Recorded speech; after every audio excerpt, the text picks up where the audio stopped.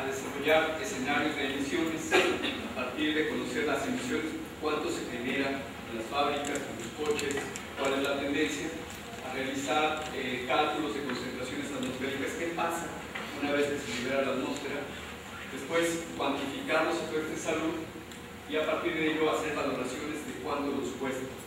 Generalmente cuando nos hablan de las partículas no nos dicen nada, los flujos orgánicos volátiles menos todavía, pero cuando nos dicen la sociedad está perdiendo tanto dinero en gastos en salud, entonces ya nos empieza a decir algo, ya vamos a ver cómo se hace.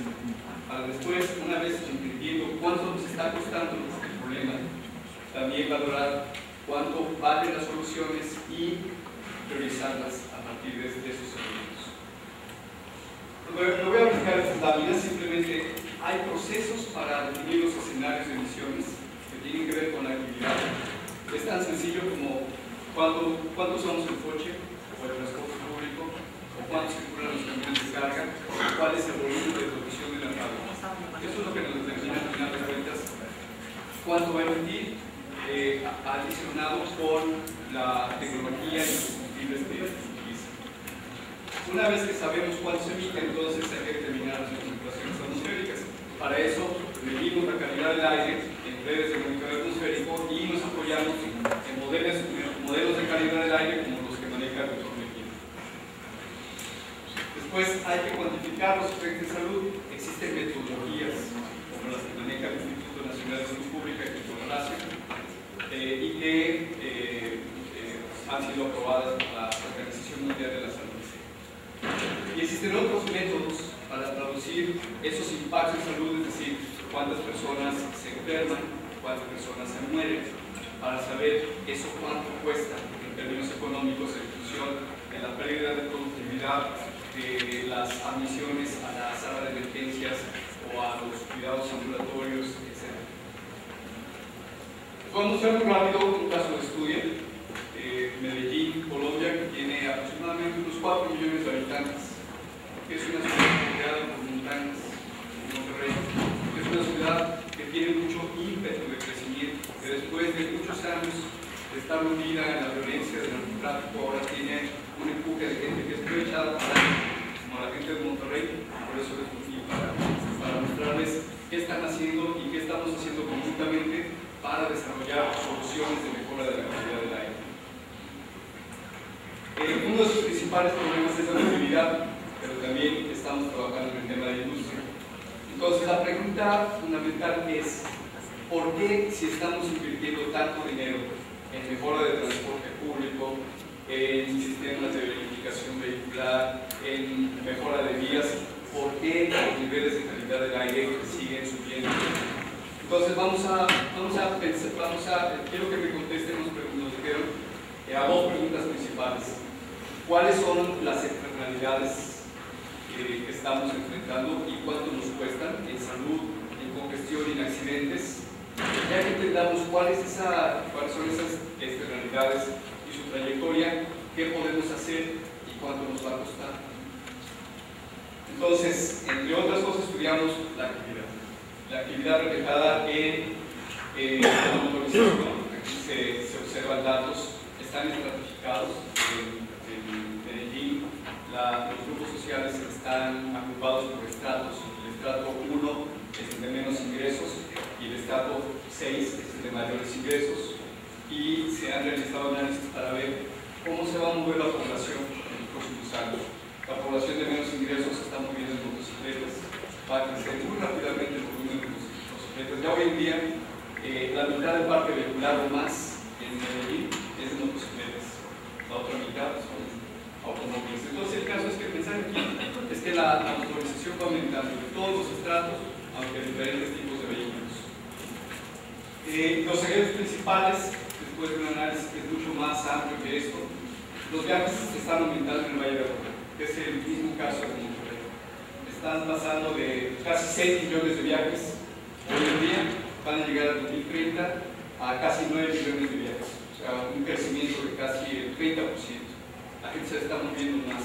No solamente es que hay más autos, sino que hay más actividad económica, más ingreso disponible, la gente hace más viajes. Antes la gente iba del trabajo a la escuela y a la casa, ahora hace otros recorridos dependiendo del ingreso, pero el mensaje de los viajes está creciendo significativamente, lo es también en Monterrey. La proporción de viajes en transporte público está disminuyendo, a pesar de las inversiones en el metro y en el Metroplus y los metrocables, o el tranvía.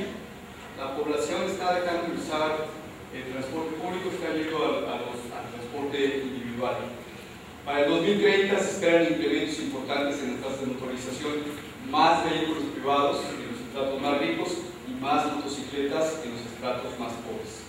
Y la velocidad promedio está disminuyendo, pero además es peor en el transporte público. Y es obvio, si en la moto la gente se puede mover a 30 km/h y en el autobús de 9 a 12, se puede comprar una moto, se va a subir a la moto de oficina.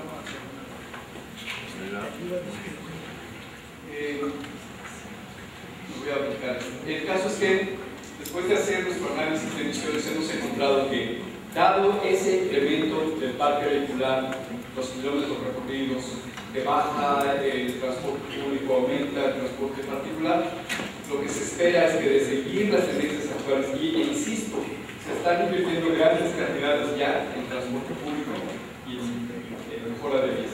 Por eso, los niveles de emisión pueden aumentar. Casi 50% en carbonero, 70% en PM2.5 y así en los otros contaminantes. Además, se sabe que los camiones y los autobuses, algunos de los cuales son viejos y contaminantes, tienen un aporte muy alto, no solamente en Medellín, en la Ciudad de México, camiones y buses y autobuses emiten aproximadamente un 60% de las PM2.5.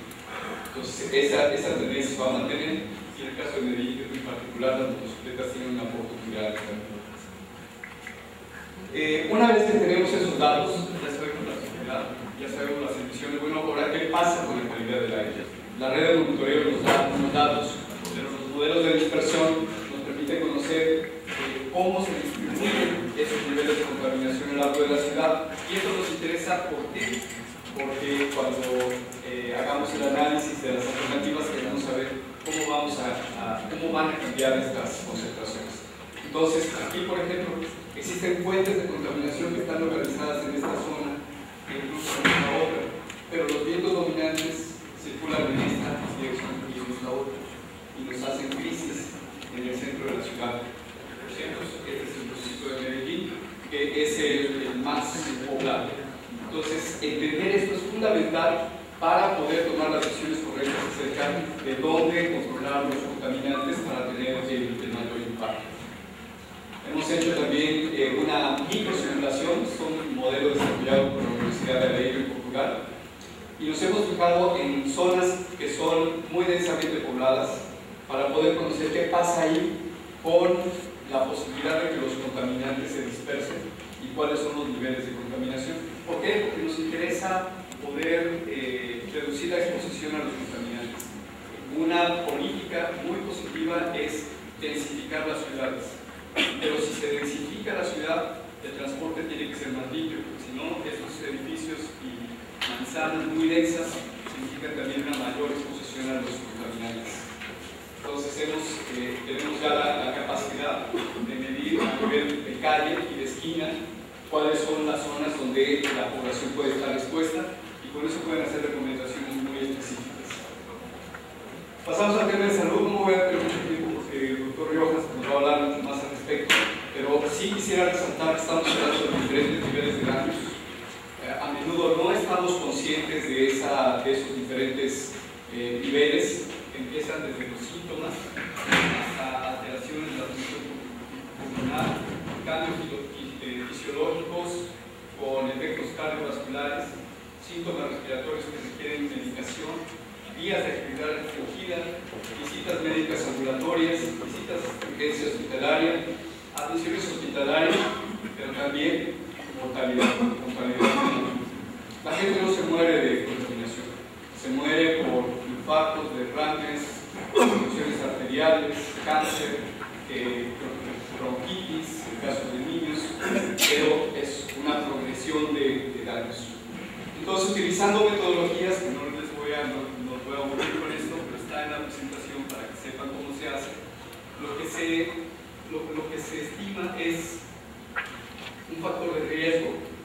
Son estudios internacionales con cuál es el nivel de contaminación y cuál es la incidencia de enfermedades. Si se tienen datos de incidencia de enfermedades, si se mide la contaminación del aire y se tienen estos datos, estos factores de riesgo, es posible calcular cuántas personas están siendo afectadas en con diferentes impactos. Entonces, me voy a pasar un regreso. Voy a brincar todos los datos, toda la aplicación de la metodología, pero lo que encontramos fue que cerca del 10% del total de muertes en el Valle de Aburrá son potencialmente atribuibles a la contaminación del aire. Casi 10%. Insisto, no se trata que sea un muerto por ozono o por partículas, pero sí por enfermedades relacionadas con la contaminación del aire, y son datos que son congruentes por lo que pasa en otras partes del mundo. No es de extrañar, y los niveles de Medellín son similares a los que se tienen en Monterrey. Entonces, bueno, cuando ya tenemos actividad, emisiones, calidad del aire, impactos en salud, podemos calcular cuánto cuesta. ¿Cómo lo hacemos? Ya sabemos cuántas personas murieron o cuántas personas, o cuál fue el incremento en las tasas de morbilidad. Bueno, hay factores, factores de valores de costos, donde se estima que en el Valle de Aburrá el daño anual es de casi 700 millones de dólares cada año. 700 millones de dólares con esos impactos por mortalidad.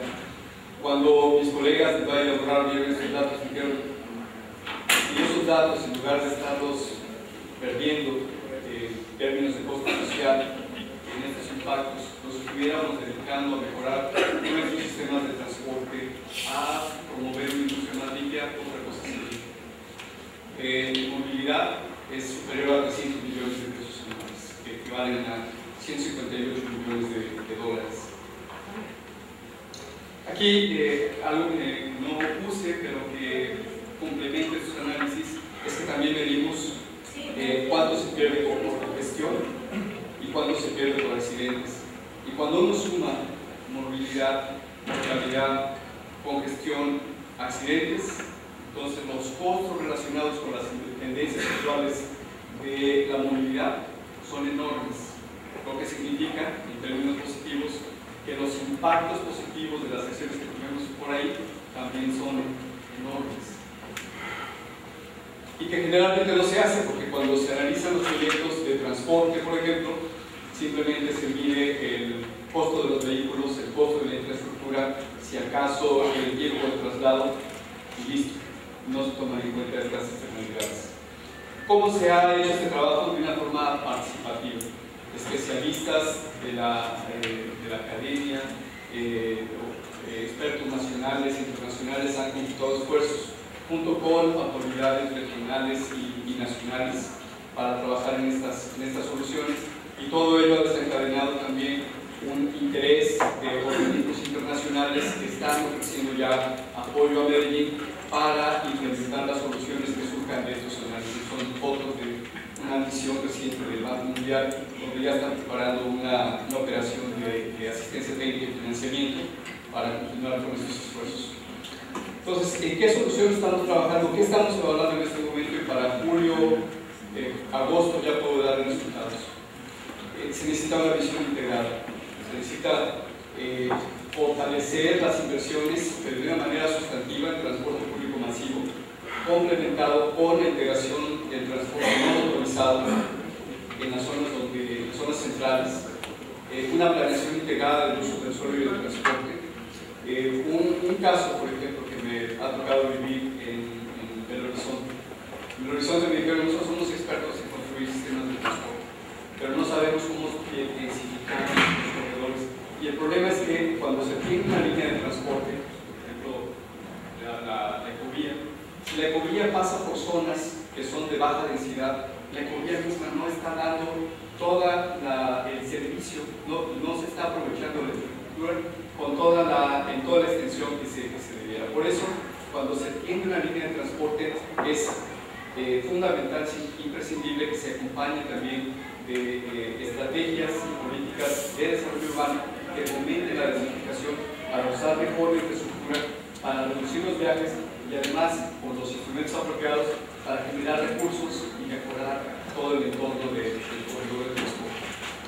Gestión de la demanda de viajes en Medellín, en Santiago, en São Paulo, en otras ciudades se han empezado ya a introducir alternativas para trabajar en casa, programas empresariales de movilidad sustentable, entre otras. En mejora del transporte de carga, 3 alternativas se han identificado en México a través de estudios realizados con José Marnat, que son dar una mayor, facilitar el intercambio de información entre proveedores de transporte, porque muchos viajes están en vacío, reducir viajes en vacío. Otra, identificar las vías por las que pasa el transporte de carga, porque generalmente circulan por vías sin ningún control. Y una más, la chatarrización, entre otras. Y la mejora tecnológica de combustibles. Simplemente algunos ejemplos. Medellín está orgulloso de sus sistemas de transporte, pero ya vimos que son insuficientes, pero por ahí hay que seguir. Este es el ejemplo de Curitiba, donde esta estrategia de introducir el transporte público por vías centrales se ha complementado con estas estrategias de densificar el corredor para propiciar los efectos que ya les mencionaba. Y aquí está en vivo qué fue lo que sucedió, lo que Jaime Lerner pensó en la década de los 70 y se tradujo en una realidad con los incentivos adecuados.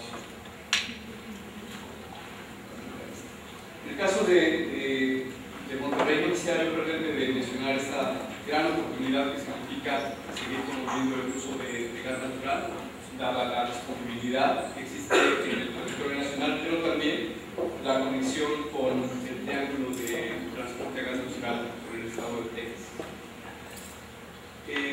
Nadie se hubiera imaginado hasta hace pocos años que un autobús eléctrico pudiera recorrer 400 kilómetros por carga, que esa carga se hiciera en 2 horas y que además esto fuera una batería reciclable. Eso ya es posible, los vehículos ya están en prueba en diferentes, no solamente en pruebas, sino están siendo desplegados en diferentes partes de Europa, en Los Ángeles, en Colombia están adquiriéndose vehículos, y esto significa ya toda una revolución tecnológica que puede mover en la dirección correcta las inversiones. Transporte público masivo, organizado, tipo BRT, y además con un combustible o una fuente de energía que es muy limpia. Un esquema que estamos estudiando en Medellín es la definición de zonas de baja emisión, principalmente en el centro histórico. Son otros esquemas que también están en análisis, como la regulación del transporte de carga en carreteras de peaje con base en sus emisiones. Y esta es la discusión de fondo. Es una discusión que va más allá de los aspectos técnicos. Hay mucho de cuestiones técnicas de las cosas que hemos estado comentando, pero lo básico es esto: cómo estamos dispuestos a vivir, qué prioridad queremos dar a estas cosas. La empresa Zipcar, que es la organización más grande que se dedica a autos compartidos en los Estados Unidos, acaba de publicar una encuesta donde menciona que la generación del milenio, nuevas generaciones, son consumidores completamente diferentes a la generación anterior. La generación anterior, y me incluyo, lo primero que quisimos hacer cuando tuvimos dinero fue comprarnos un auto o que nos dieran un auto. Las generaciones actuales están buscando otra forma de acceso y de movilidad. Son generaciones que están buscando lugares donde puedan caminar, donde puedan tener acceso a otras actividades distintas a las de ciudades extendidas, ciudades desorganizadas. Y el mensaje, uno de los mensajes que nos da esta encuesta es que las ciudades que quieran reprimir a esa generación del milenio tienen que darle sus servicios. Si no son capaces de darle sus servicios, esas poblaciones, esas generaciones se van a mover a las ciudades que sí se les puedan realizar. Sí, ya voy. Bueno, algunas, más que conclusiones, algunas reflexiones. La expresión en términos económicos es fundamental para facilitar la toma de decisiones, para hacer evidentes los costos y beneficios de su implementación. Es diferente decir, la inversión cuesta tanto y los beneficios son de tanto, y sabemos que este tipo de intervenciones tienen beneficios que van mucho más allá de los costos que pudieran parecer elevados. Es diferente a impulsar algo que parece interesante. La población va a tener impactos en salud y los se van a poder medir, y además toda esta información va a servir para construir cultura ciudadana. Es importante el tema de los co-beneficios, insisto, porque generalmente evaluamos una cosa, en otras instancias evaluamos otra, pero si podemos evaluar, como ya vimos que es posible, cuál es el impacto en mejora de la calidad del aire, el efecto que va a tener en mitigación de gases de efecto invernadero, el impacto en congestión, accidentes, en acceso, entonces los proyectos se vuelven viables, rentables, y van a tener todo el apoyo. Va a ser mucho más fácil venderles a los políticos estos proyectos que proyectos que son solamente buenas intenciones. Y al final de cuentas, pues, nos toca a nosotros, en las ciudades que vivimos, en las ciudades que amamos, definir cómo queremos vivir, cómo las queremos ver. Las queremos ver ciudades con este tipo de infraestructura y repletas de autos que representan un modelo de urbanización que está siendo abandonado en diferentes partes del mundo, pero impulsado. O que queremos ciudades más en equilibrio con la naturaleza. Así que finalmente nada más me queda ponerme a sus órdenes. Y ya se mencionó acerca del Kennedy Institute. Estamos en Washington, tenemos una oficina en México y trabajamos en toda América Latina, trabajando con líderes como ustedes para impulsar los cambios que necesitamos para vivir mejor, tener mayor salud y que aire limpio signifique mayores oportunidades de desarrollo. Muchas gracias.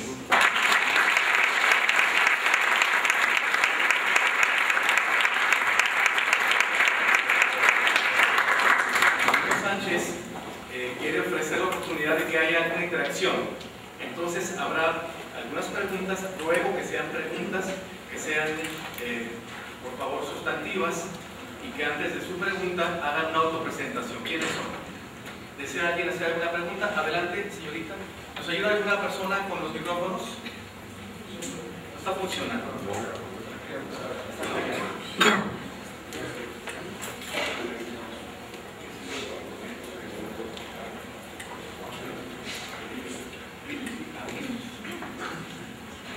Es muy importante que quede registrada la pregunta porque se está videograbando. Vamos con la señorita.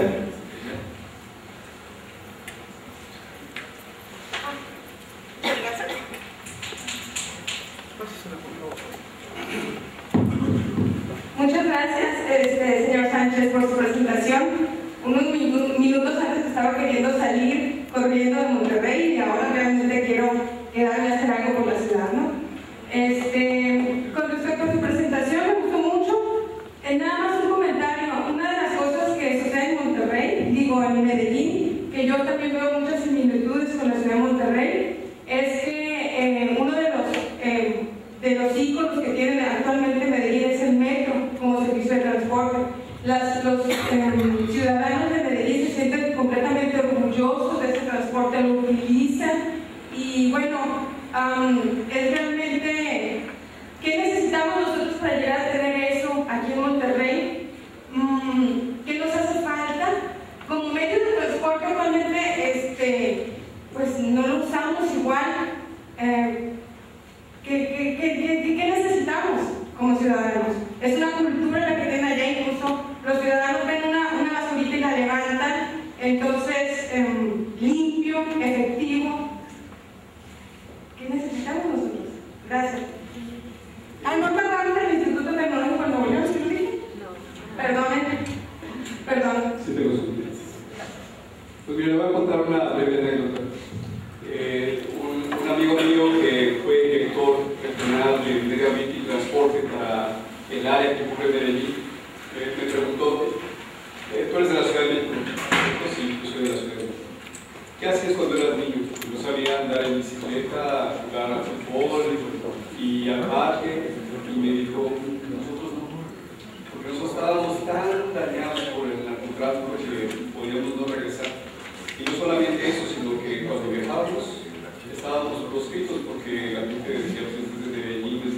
gigante y nos acostumbramos a crecer con la cabeza agachada.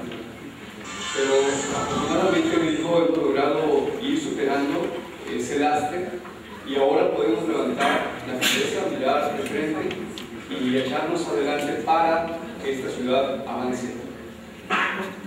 Y lo cuento porque lo que yo he observado es que independientemente de cambios de administración, se ha seguido una línea de trabajo muy consistente, donde el interés principal ha sido la reconstitución del tejido social como eje de toda la política. No era para menos, porque después de todo el conflicto armado y el narcotráfico, la población estaba muy dividida. Como ya vimos, la población además está dividida en estratos. Los estratos tienen una lógica fiscal, pero también muestran una sociedad muy jerarquizada. Pero bueno, entonces lo que han ido haciendo ha sido incorporar a la población. Y una forma de hacerlo, en el caso del metro, por ejemplo, fue el desarrollo de la cultura metro, así se llama. Antes de construir el metro, involucraron a la población para que se sintiera dueña del sistema. Le hicieron sentir que el hecho de que Medellín tuviera un sistema de transporte distinto al resto del país significaba también una oportunidad para que ellos se adueñaran de ese sistema. Y ustedes se pueden subir al metro. El metro no tiene, después de 20 años de operación, no tiene un rasguño. Está limpio. Y no solamente el metro cable, tienen ahora 2 rutas de metro cable. Y ese metro cable está intacto después de esos años. Pero no son casos únicos, sino que otros proyectos tienen proyectos que se llaman las UVA, las unidades de vida articulada. Ahí la población es el centro, toman la comunidad una instalación abandonada como un tanque de agua, lo transforman, le da vida propia y lo hacen un centro comunitario. Cuando construyeron el metrocable, más que ser una obra de infraestructura, fue una obra de ingeniería social, porque era la forma de penetrar en esas zonas que estaban proscritas, que estaban marginadas, abandonadas, y donde la gente de ahí no bajaba a la ciudad y la gente de la ciudad no subía. Ahora uno como turista puede subir a la comuna de Santo Domingo, y después de la comuna de Santo Domingo hay un metrocable turístico que te lleva del otro lado. Entonces ha sido todo ese proceso de integración social, sí, resultado de todo este proceso doloroso que ha sido necesario superar, reconstituyendo el tejido social. No es una sociedad perfecta, ni mucho menos, hay grandes problemas, todavía pocos de violencia, pero se ha ido moviendo en una dirección correcta, integrando. Otra cosa que quisiera resaltar es que medio ambiente y transporte, como en Monterrey, se manejan en una sola institución de manera regional, y eso les ha facilitado ir avanzando hacia soluciones participativas y muy sólidas técnicamente. Sí, no sé si respondí la pregunta. Sí. Bien, 2 preguntas puntuales más. Elige la persona, Sergio César Argentino. Me va a costar trabajo. 3 preguntas puntuales a cada cuadro, ¿verdad? De manera sustantiva, por favor. Nombre y pregunta. Mi nombre es José Alfredo Salazar Cavazos y la pregunta es: ¿qué rol tuvo Sergio Fajardo en toda esta estrategia en Medellín? Sergio Fajardo fue alcalde de Medellín y ahora es gobernador. Él ha tenido un papel muy importante, pero no ha sido el único, y eso es lo que quiero destacar. Que no ha sido un champion, no ha sido un líder, sino ha sido un conjunto de grupos, los paisas, se denominan los hombres de Medellín. Son negociantes, son emprendedores. Entonces me dicen, son muy buenos para lo bueno y para lo malo, muy organizados. Entonces, los partidos políticos han logrado establecer acuerdos básicos que les permiten trabajar. Por ejemplo, apoyados por una ley nacional, crearon el área metropolitana del Valle de Aburrá y una junta metropolitana. En esa junta metropolitana confluyen los alcaldes de 9 de los municipios, excepto uno que se declaró rebeldía. Pero esos 9 alcaldes representan distintos partidos políticos, se juntan por lo menos una vez al mes a discutir asuntos de carácter metropolitano y a tomar decisiones conjuntas. Pues ha sido todo ese conjunto de circunstancias. Sí, bueno, soy Marlene García, turista del municipio de Zaragoza. Bueno, ahorita voy a hablar un poquito del principio, pero en cuanto a usted ahorita mencionaba Portugal, me tocó vivir allá unos años y entonces es un país pequeño, como todos saben, pero bien organizado. Los carriles que son para movilizarse en la ciudad, el transporte público, que son los camiones, tienen un carril. Los taxis también tienen preferencia, por lo tanto a la gente le queda nada más uno. Entonces la opción ahí es que todo el mundo va mejor en el transporte público. Si es una orquesta en taxi, casi nunca, pero sí está bien organizado. Me tocó vivir en Porto, que es una ciudad pues de altos y bajos y se maneja perfectamente. Tienen horarios los camiones, son limpios, todos los choferes, conductores con sus uniformes. En fin, tienen todo bien reglamentado, la gente hace caso de todo. Y entonces ahí también puedes hacer amistades porque son puntuales en la hora.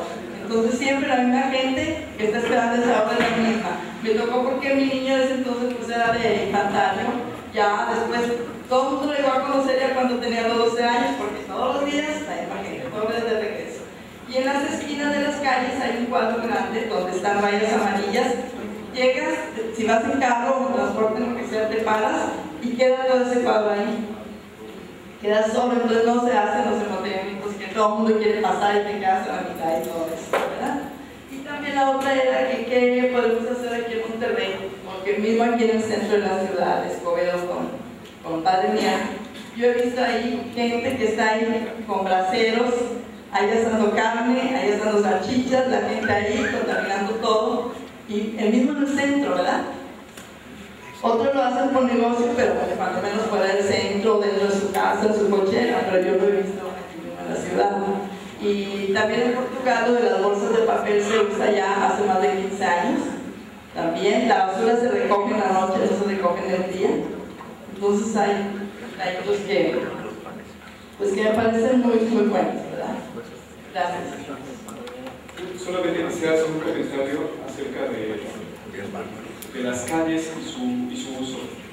No se trata, y no es el caso, de satanizar a ningún modo de transporte. Lo importante es tener flexibilidad y que esta flexibilidad tenga la prioridad correcta. Lo que no es correcto es que un solo modo de transporte domine toda la infraestructura.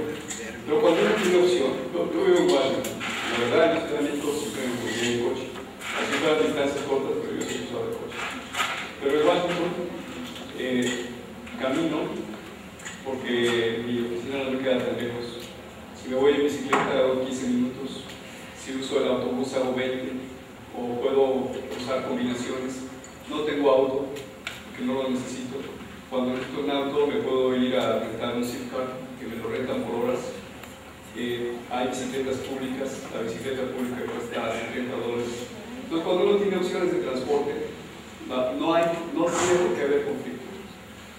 Pero, insisto, si la infraestructura y los presupuestos públicos se orientan solamente a un modo de transporte, excluyen a los demás. Yo entiendo, y me ha tocado vivirlo, que en nuestras ciudades es difícil caminar, andar en bicicleta, subirse al transporte público, por todas las limitaciones. Y precisamente por eso tenemos que invertir más en ello. Una pregunta más del caballero. Hasta una cuarta del periodista. Primero el caballero, aquí adelante. Soy José González de la Facultad de Veterinaria de la Universidad de Nuevo León. Suena raro, ¿verdad? Siento como negrita en la rosa, pero tenemos un departamento diferente. Hay un concepto que se maneja en la veterinaria nacional que es una salud, y implica la relación entre la salud del ecosistema, salud animal y salud humana. Pero bueno, aquí lo que me llama mucho la atención es que en las zonas donde hay mayor contaminación en Asia, donde brincan más entre las especies, las enfermedades virales como SARS, las influencias, hay otros problemas respiratorios reproductivos. Entonces, también se consideran estos brincos importantes en la salud, en enfermedades respiratorias, de acuerdo con el grado de contaminación, no solamente cáncer. Es una pregunta. Y la otra es una de reflexión. Medellín y Monterrey tienen cosas en común, mujeres bonitas, ¿verdad? Pero también tienen cosas que no son tan comunes. Medellín es un paraíso, es verde. Y aquí cuando nosotros hablamos con los políticos sobre cambios en la cultura vial, en la movilización, por ejemplo, hay políticos que ahorita quieren eliminar la tenencia, ¿no? Fomentando más el uso de auto, en lugar de convertirlo en un impuesto ambiental. Pero los presidentes municipales, creo que puedan apenas estar queriendo hacer algo como una ciclovía, pero dicen es que en Monterrey es mucho calor y en Monterrey es muy peligroso andar en bicicleta. Y otra cosa más grave, dicen, es que esta avenida ya está planeada para hacer transporte pesado desde administraciones anteriores y no se puede modificar. Hay también la oportunidad de establecer este vínculo con los políticos, de hecho no quieren estar aquí, ¿no? A través del instituto, cómo se puede hacer esquemas de participación ciudadana también, ¿no? El tema de salud se quisiera dejar al doctor Riojas porque él es el experto en el tema y sin duda es posible hablar acerca de ello. Lo único que quiero mencionar es que la contaminación del aire exacerba las enfermedades respiratorias y cardiovasculares y sin duda hace que el sistema sea más nuestro, o sea, pierda su inmunidad frente a algunas enfermedades. Pero el doctor lo va a poder explicar mucho mejor que yo. Con respecto a la vinculación con los políticos, pero no solamente con los políticos, porque nuestra sociedad es multifactorial y hay, además de los políticos, los líderes técnicos, pero también los líderes de la comunidad, los legisladores, los líderes y los participantes de la sociedad civil. Entonces, el juego de todas esas fuerzas es lo que hace la diferencia y lo que les da sustentabilidad. Yo considero que un proyecto como el que ha planteado Dolores sería justo el mecanismo para poderlos atraer, para poderles contar qué es lo que se piensa hacer, cómo se va a hacer, que ellos acompañen todo este trabajo que tiene una dimensión técnica, sí, pero la dimensión técnica es solamente el instrumento para poder identificar cuáles son las prioridades que le conviene a la ciudad y subir en ella a quienes tengan que tomar las decisiones. No todas las decisiones las toman los políticos, aunque sí son muy importantes, también las toman los empresarios, también los tomamos cada uno de nosotros, pero creando un grupo de trabajo, un comité que sirva de eco, que permita hacer una caja de resonancia de lo que se va a hacer en el estudio. Ese es el mejor mecanismo para hacerlo, además de transmitir los resultados de este foro. Bien, la siguiente pregunta va a ser la última. Aunque Sergio Sánchez va a estar disponible para ustedes en el break, corresponde al periodista editorial Raúl Rubio. Sergio, pues qué bueno que estás aquí y qué bueno que puedas llevar estas inquietudes y que desde los Estados Unidos pudiera haber una mayor decisión de participación en todo el problema que tiene Monterrey. Cosa mucho más seria, conozco la realidad pública y el trabajo de contaminación en el área metropolitana de Monterrey en 1986, no me equivoco, por el Centro de Investigación de la Facultad de Psicología. Y cuando prácticamente nadie quería decir nada, y la misma universidad ambiental. Fueron años duros, pasaron situaciones muy difíciles. Aquí está el doctor Mejía, sino que le permite su resistencia en toda esta lucha y lo grave que se encuentra la entidad. Parece que a nadie le interesa declarar una zona ya de alto conflicto, de emergencia urbana, y ojalá que su presencia por aquí pueda llevar los recursos sobre. La imagen del gobernador se gasta 1.300 millones de pesos por año y se pierden 1.000 millones de pesos de cuotas de agua que no se pagan, y si les vamos sumando estamos llegando con los costos que luego ha determinado por ahí el doctor Mejía, pues a miles y miles de millones de pesos que podrían ser muy bien utilizados en verdaderas estrategias. Ojalá que su presencia pueda llevar una voz más allá al plano internacional y que se cuestione esta realidad, porque la gente está muriendo. tenemos una ciudad de muerte, no una ciudad de muertos. Y ojalá nos lo echen. Gracias. Muchas gracias por su comentario.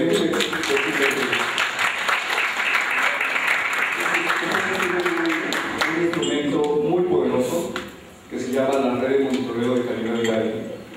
Y como comentaba, uno de sus objetivos es darle información fehaciente, comprensible, de fácil entendimiento a la población en tiempo real de los niveles de contaminación que se están respirando en las zonas donde se mide, que son varias.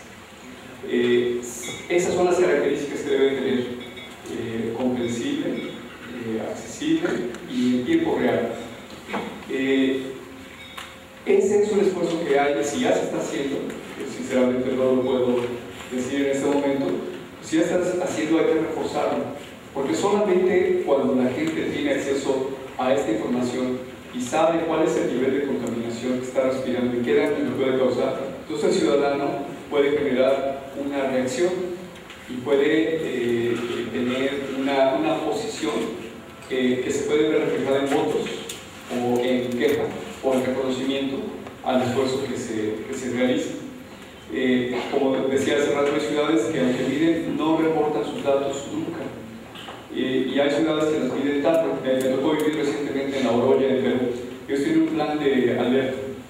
Bueno, ese plan de alerta se supone que cuando hay un desfogue de contaminantes, tendría que activarse el plan. ¿Sabe cuándo comunican los resultados? 2 meses después. Cuando ya no sabemos siquiera qué pasó con el dato. Entonces, el dato, después de revisarse, claro, porque hay que hacer control de calidad, pero tiene que entregarse de manera casi instantánea a la población y hacerse de una manera. Yo recuerdo a Idolina de la Cerda, que hace un tiempo manejaba la red de monitoreo aquí en Monterrey, que ya hasta salía en la tele. Había un noticiero que divulgaba los niveles de calidad del aire. Ese es el camino a seguir. Ese es el primer paso de concientizar. Por eso es lo que se mide, se mejora. Bien, vamos a invitar a...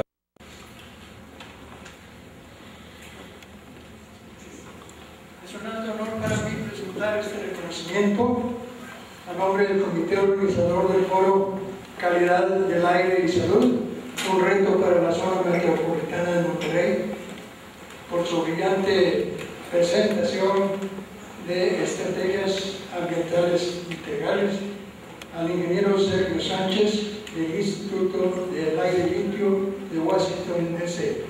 Con mucho gusto, ingeniero, y enhorabuena.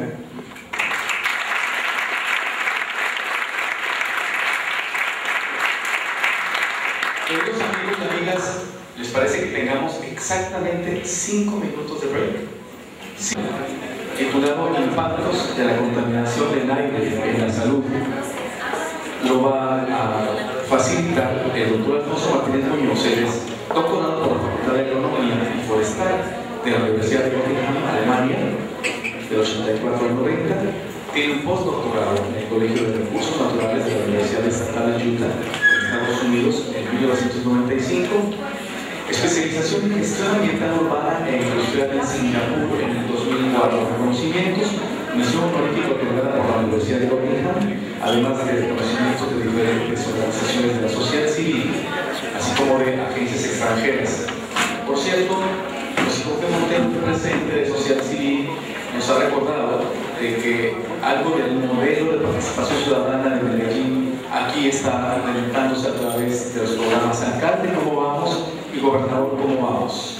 Sigo con el currículum del doctor Martínez Muñoz. Actualmente se desempeña como presidente de la Comisión de Recursos Forestales del Consejo Consultivo Estatal de Flora y Fauna Silvestre de Nuevo León, miembro fundador del Observatorio de Calidad del Aire del área metropolitana. Aquí hay algunos miembros fundadores. Vocal de ambos proyectos de mundo sustentable, responsable de investigación y desarrollo de la empresa promotora ambiental, profesor de sustentabilidad de la Autónoma de Nuevo León y director del proyecto de reciclaje inclusivo del Banco Interamericano de Desarrollo. Alfonso, adelante, por favor. Y buenos días. Bueno, para iniciar con este panel, como han mencionado quienes me recibieron con la palabra, si hay algún argumento para reducir la contaminación del aire, que sea la salud pública. No porque no tengamos datos cómo es la salud pública relacionada con la contaminación del aire de Monterrey, datos complejos, pues no hay otro sentido que no esté sucediendo nada. Hoy en día, y el día de hoy nos acompañan dos personas, quiero agradecerles realmente que se hayan dado el tiempo de acompañarnos. Sabemos que están haciendo investigaciones, por eso nos invitamos relacionadas específicamente con la contaminación del aire, sus impactos en la salud o sus posibles impactos en la salud. Así es que gracias de nuevo por acompañarnos. A mi izquierda está la doctora Lourdes Garza Caña. Ella tiene una licenciatura y un doctorado en medicina. Es jefa del Departamento de Farmacología y Toxicología de la Facultad de Medicina.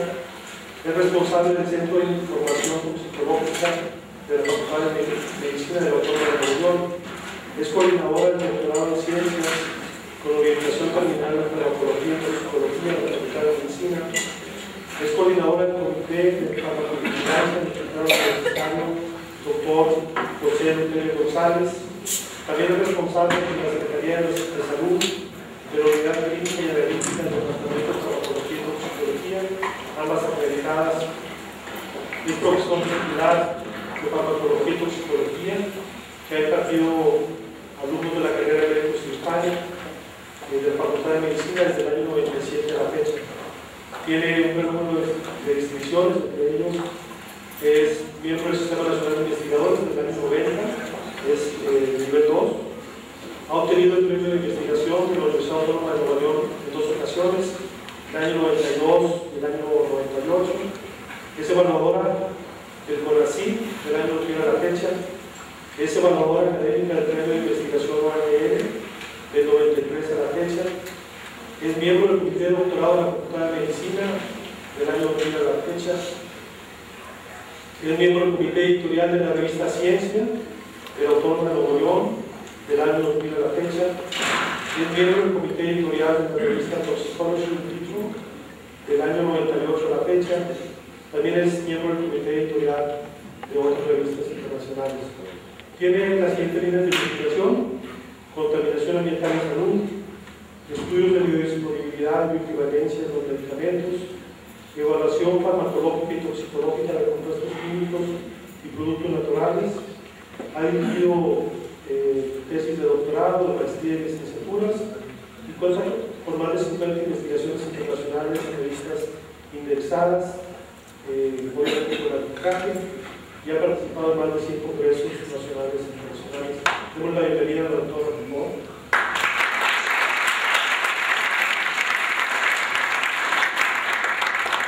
También me acompaña el doctor Horacio Riojas. Él es médico cirujano y cartero por la Universidad Nacional Autónoma de México. Es maestro en Ciencias de la Salud por el Instituto Nacional de Salud Pública. Es doctor en Epidemiología del Instituto Nacional de Salud Pública, Promoción de México del año 2005. Es investigador en Ciencias Médicas, nivel D. Es investigador nacional del Sistema Nacional de Investigadores, nivel 2. Se desempeña como director de salud ambiental del Centro de Investigación de Salud Poblacional del Instituto Nacional de Salud Pública. Es líder de la línea de investigación por misión sobre salud y ambiente. Es coordinador académico del programa de doctorado en Ciencias de Salud Ambiental del Instituto Nacional de Salud Pública. Es también miembro de la Sociedad Internacional de Epidemiología. Es miembro del Comité Editorial de la revista Ecogea.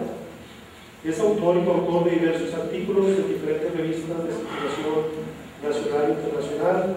Ha colaborado como autor y coautor en libros de circulación nacional e internacional.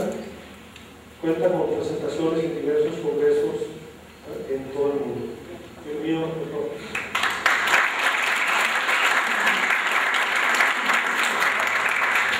Este panel está constituido primero por una presentación que nos hará el doctor Riojas. Y el doctor Riojas, el tema de su presentación es la contaminación atmosférica y su impacto en la salud de México.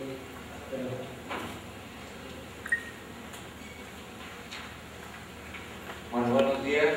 Muchas gracias por la invitación y muchas felicidades a los organizadores. Pienso este grave problema de salud pública aquí en Monterrey. Desde hace muchos años que quería estar aquí para colaborar.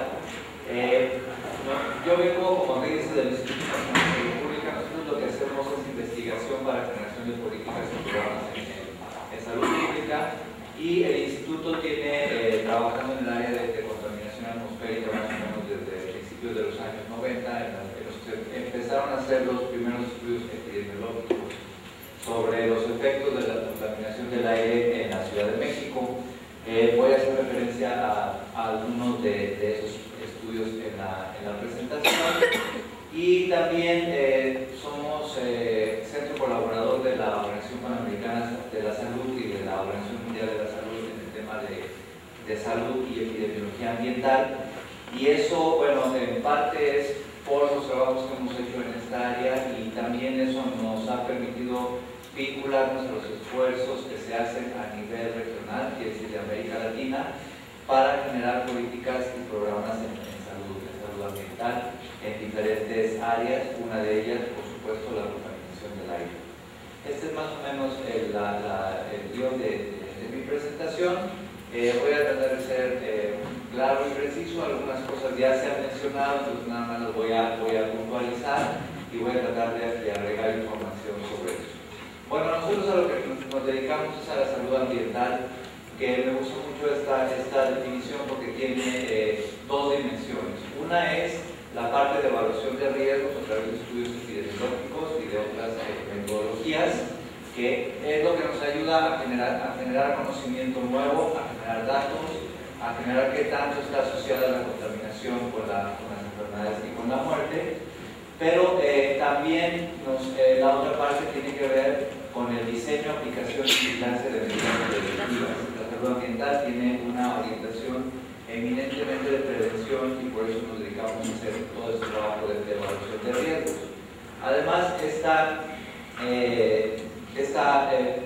disciplina de salud ambiental es una disciplina que tiene muchos niveles. Nosotros integramos en esto lo que pasa a nivel celular, a nivel individual, a nivel poblacional y a nivel ambiental, y eso coloca a la salud ambiental como una disciplina que a la vez es una interdisciplina y que requiere de la participación de muchas otras, como por ejemplo para estudiar la problemática de la contaminación del aire.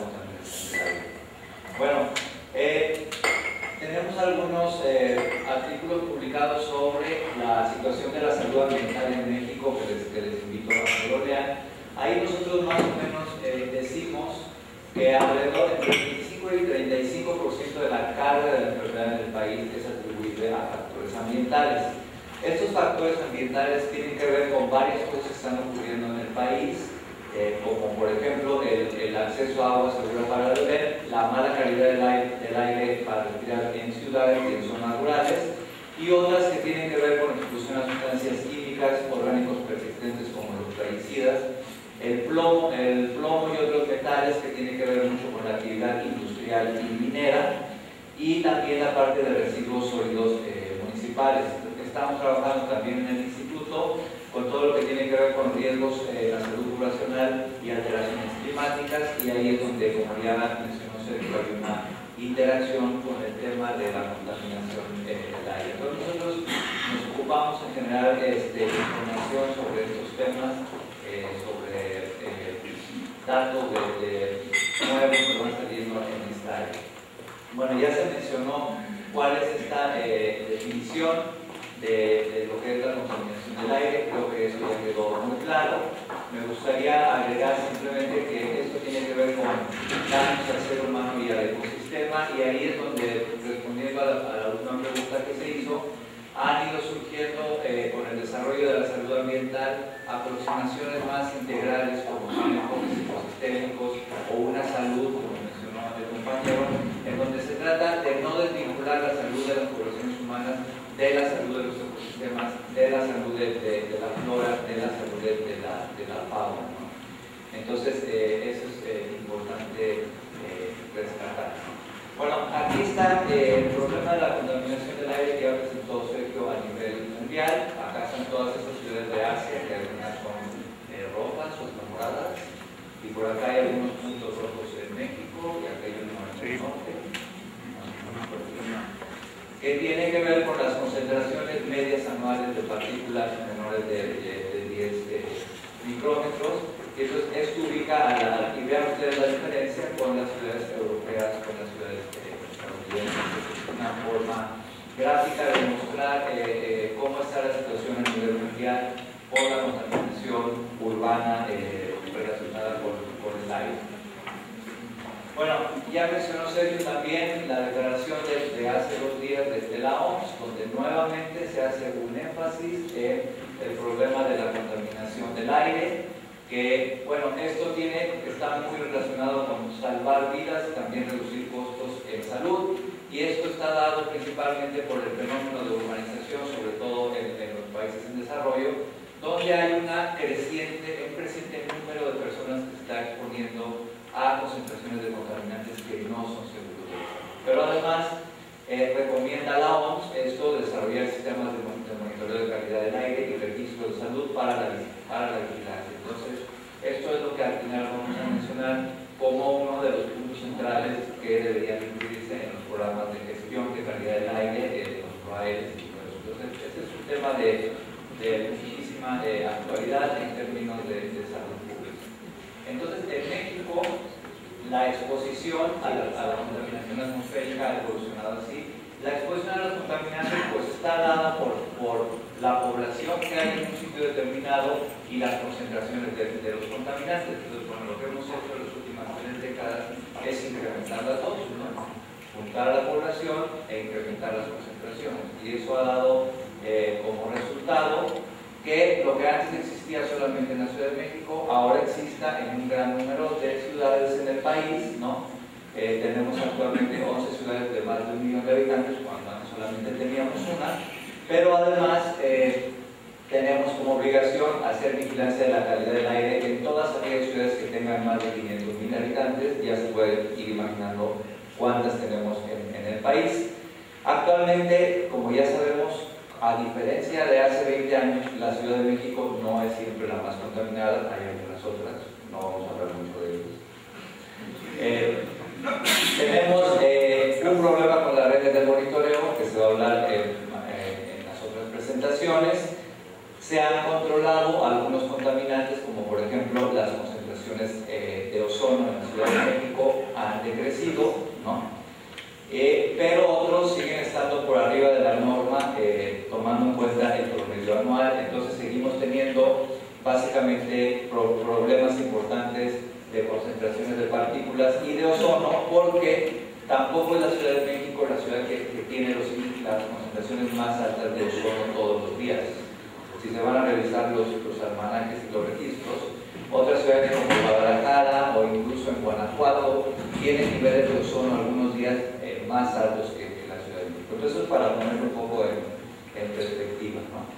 Ya se hablaba de cuáles son los diferentes tipos de contaminantes. Para nosotros, en términos de salud, es muy importante esta diferenciación entre contaminantes criterio y contaminantes tóxicos, que todavía, por ejemplo, algunos de estos no están, pero deberían de estar normados, ¿no? Se está supuestamente trabajando en México para que tengamos normas de COBs y de hidrocarburos aromáticos policíclicos, pero todavía no tenemos normas en salud como sí tenemos para los contaminantes criterio, que son el ozono, las partículas, el dióxido de azufre, el nitrógeno y el plomo. Aquí, bueno, ya Dolores habló del tipo de la clasificación de los contaminantes según su origen, no lo voy a mencionar de nuevo, pero acá están los contaminantes primarios y los que se forman como consecuencia de reacciones en la atmósfera. También se habló ya de las fuentes móviles y las fuentes fijas, para tenerlo en mente, y ya se habló mucho sobre el material particulado. Esto es el tamaño de las PM10, de las PM2.5 comparados con el tamaño del cabello, para que ustedes más o menos tengan una idea. Y esto es importante para pensar qué tanto el polvo este puede penetrar en los pulmones y hasta dónde puede penetrar. Entonces, hay algunas partículas que nosotros pueden llegar solamente hacia la nariz y las podemos sacar, pero las más pequeñas son capaces de llegar a los bronquiolos e incluso a los alveolos pulmonares. Por ejemplo, también hay estudios que han demostrado que algunas nanopartículas, que se llaman las más chiquitas, pueden pasar directamente al cerebro por el bulbo olfatorio sin tener que pasar a los pulmones. Entonces, el tamaño de las partículas es muy importante para saber hasta dónde puede penetrar en el sistema respiratorio, ¿no? Entonces, para que tengan una idea de lo que son las partículas respirables. Y bueno, está la parte del ozono que ya se mencionó, que es otro de los contaminantes muy importantes, que se forma por la reacción del oxígeno con estos compuestos en presencia de luz ultravioleta. Entonces aquí están los precursores de ozono, ¿sí? Que son los NOxes y los VOCs, y que bueno, pueden en condiciones adecuadas generar una concentración muy alta de ozono, sobre todo, por ejemplo, al mediodía en las ciudades. Y aquí